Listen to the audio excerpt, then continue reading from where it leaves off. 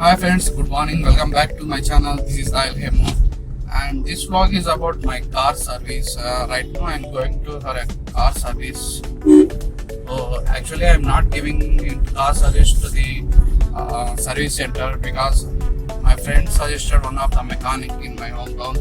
So I'm going there, and actually, why I'm not giving a car into the authorized Maruti service center because I want to know which are the changes which they will do in the car service time. So I'll go there and I will check each and everything. What are the things they will change? Engine oil, brake pads, or everything. So I'll show you everything in this vlog.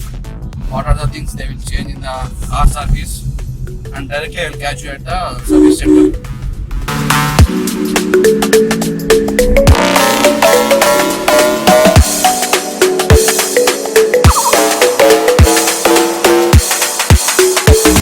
Okay guys, I reached the service center. I think they are pulling up my car, and the first thing they are changing the engine oil, and for that one I think they are filling up, and engine oil filter also they are going to change. Let's see where they will change and those things.